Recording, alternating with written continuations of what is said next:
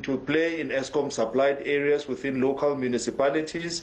We also know that there's water issues there. And then, of course, there will be broader issues, I think, when we start, unfolding the matter, which may even touch the provincial side in terms of, housing. So it's a myriad, perhaps, of, issues that we always see coming up. And this is now building up towards the elections of the 4th of November. Let me ask you, a lot of our viewers are asking for even the intervention of the Premier in this instance. Do you think that given the situation, perhaps it calls for higher up intervention? Sure, this is a local municipality issue, but given the tension, we've seen the loss of 2 lives already. The mayor's house has now been set alight. Do you think that this is the time for the intervention either from provincial or even national level? Well, this is the time of leadership all round. I think, this is when leadership must be visible. This is when we don't even want to perhaps, point at, the particular office. But, residents obviously will want to listen to a voice of reason, will want to see their leaders coming forward and owning up. The fact that they've even torched the house of an executive mayor, it means they've exhausted the hierarchy or the most senior person within the municipality, which would have been the executive mayor. So the anger perhaps being directed at that level means that, someone higher up and not even one individual. Perhaps, it is the work of cooperative governance, coming through, the Premier coming through, and perhaps, other MECs as well as, someone from a national point of view to be able to support the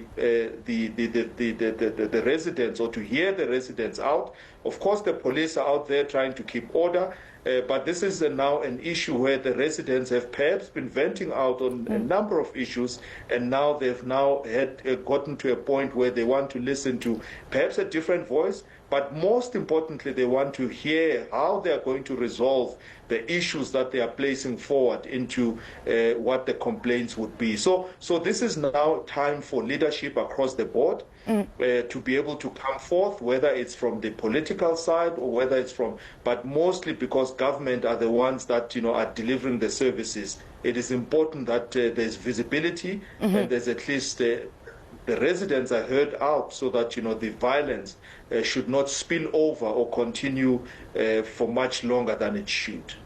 Miyelani, I think, and what I can see as well across our country, not just here, is that this is a microcosm of the service delivery frustrations that we're seeing across the country. Of course, I think, the service delivery frustration that we've been talking about has been building up. There is now pressure in a sense that, now that we're going towards elections, people are now going to release the pressure because now it's about, who are the people that should represent them? Who are the people who must come forward? The ones perhaps, that are governing are being called to question. So this is exactly how the rest of the country, and we, forbid, that, there should be violence, but should at least, be voicing out, dissatisfaction. But it's also time for municipalities to double the efforts with regards to how they then resolve the issues. We are now in the new financial year of the municipality, having started on the 1st of July. And we're starting as well with the increase of tariffs, which are going to kick in, which would make services also unaffordable. We hope that that is something that the residents will be able to swallow and be able to put into their budgets. Yep. But this is now how the leadership across municipalities should also be coming much closer to the communities to at least quell whatever tensions are there, reduce whatever the pressure, but most importantly, improve their service delivery operating models, because that is where the pressure will be. And perhaps, even all of the various, departments to start orchestrating their efforts towards responding to the queries, responding to the complaints, from the residents.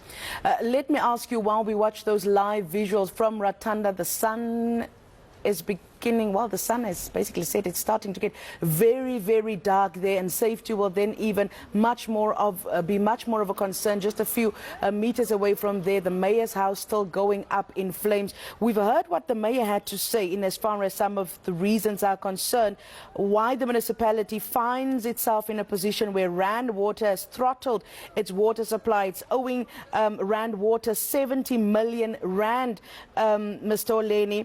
We heard what he said. The residents are not happy with his explanation. Are these problems, in your view, primarily the result of perhaps financial constraints, as the mayor says, or are we looking at wider governance issues here, poor planning, etc.? I think we must be able to look at a combination of issues. Of course, what we're seeing is the culmination of a number of perhaps issues that result in a form of a balance sheet issue. But the issue, if you trace it back, goes back to also governance.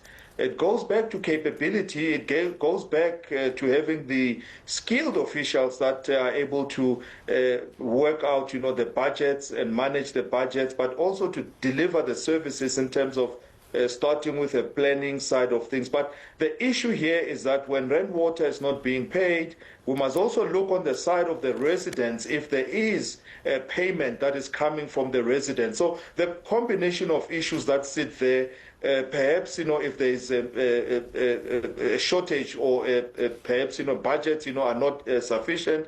It could even be that residents ought to look at how they are paying their accounts. Yeah. Also look at how the debtors book looks like, but as well on the other side in terms of the prudence with regards to the management of the finances of the municipality, the prioritization of the payment of suppliers who are very important towards the municipality delivering services. So there is obviously a balance, but to the point to which it gets to, we ought to look at those issues of governance. We ought to look at the issues of payment levels by the residents. We also ought to look at financial management on the side of the municipality. So we need to look at both sides of the coin to be able to address the issues that are sitting there. Of course, the likes of Rand Water have to also run their own services. They deliver services. They expect a payment, and when they throttle the water, it is viewed as if it's the municipality, because ultimately, whether you're in the local space or provincial space or national space,